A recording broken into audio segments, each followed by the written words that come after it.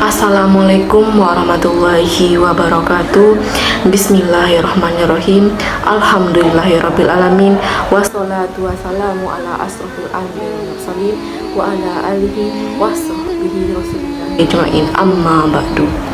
Dengan menyebut nama Allah yang Maha Pengasih dan Maha Penyayang, segala puji hanya milik Allah yang telah melebihkan manusia dengan ilmu dan amal atas alam semesta.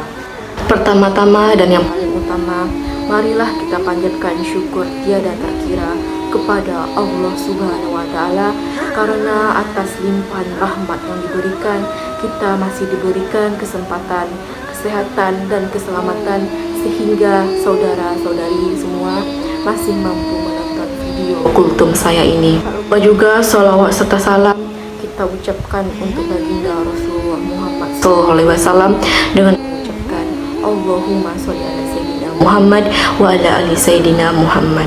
Baiklah, judul kultum yang akan saya sampaikan materinya pada video ini berjudul Al-Quran adalah pedoman hidup.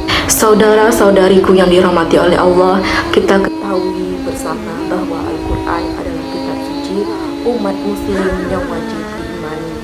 Al-Quran atau Quran yang sering kita temui dan kita miliki setiap masing-masing umat yang beragama Islam adalah sebuah kitab suci utama dalam agama Islam, yang umat muslim percaya bahwa kitab ini diturunkan oleh Allah kepada Nabi Muhammad SAW. Kitab ini terbagi ke dalam beberapa surah, dan setiap surahnya terbagi ke dalam beberapa ayat yang memiliki makna. Semua ayat Al-Quran menggambarkan penciptaan alam semesta dan manusia, hari penghakiman, kisah teladan orang-orang yang hidup sebelumnya, dan kepercayaan, ibadah, moral, dan dasar hukum yang harus dipatuhi oleh orang-orang yang beriman dikumpulkan menjadi satu volume buku. Ayat adalah nama yang diberikan untuk setiap kalimat Al-Quran, dan surah adalah nama yang diberikan untuk setiap bagian dari kitab suci. Dalam Al-Quran ada 114 surah.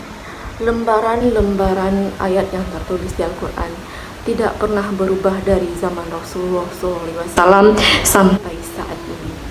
Di dalam bagian-bagian ayat suci Al-Quran telah dijelaskan beberapa hal yang telah dan yang akan terjadi di dunia maupun di akhirat nanti. Turunnya surat Al-Alaq ayat 1-5 menjadikan dari kenabian Muhammad SAW.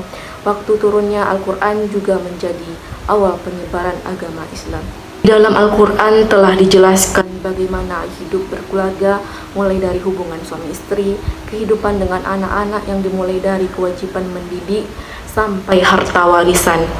Bagaimana manusia agar hidup bermartabat dan menjauhi segala larangan yang telah ditetapkan oleh Allah Subhanahu wa Ta'ala. Demikian juga Al-Quran telah menjelaskan bahwa riba itu haram. Riba ini ada dalam praktek kehidupan ekonomi kita sehari-hari, bahkan tanpa sadar kita sering melakukan dosa riba ini. Bagaimana agar kita tidak terjebak dalam dunia riba? Kita harus menguasai ilmu ekonomi, sehingga kita dapat menciptakan suatu sistem dan praktik ekonomi yang tidak ribawi. Ustadz Khalid Basalamah juga menerangkan bahwa dosa riba ini lebih besar dari dosa orang yang berzina dengan mahramnya sendiri. Bayangkan betapa besarnya dosa riba ini. Allah berfirman dalam Quran surat Ali Imran ayat 130.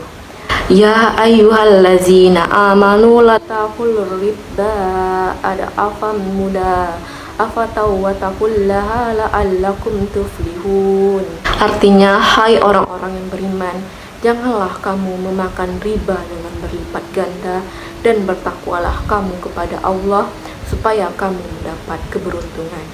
Peliharalah dirimu dari api neraka yang disediakan untuk orang-orang yang kafir. Bisa kita lihat sendiri bahwa Al-Quran sudah menjelaskan semuanya secara detail, mulai dari bagaimana kita hidup berkeluarga, menjauhi larangan Allah agar terhindar dari api neraka, yang tentunya bahwa Al-Quran harus kita jadikan sebagai pedoman hidup di dunia dan akhirat.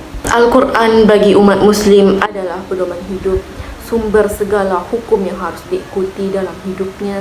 Al-Quran memberikan petunjuk kepada kita umat muslim yang dapat menciptakan kehidupan yang nyaman, bahagia, dan sejahtera. Sekian kultum yang saya sampaikan, mudah-mudahan ada manfaatnya bagi kita semua. Saya mohon maaf apabila ada kata yang kurang berkenan di hati. Wassalamualaikum warahmatullahi wabarakatuh.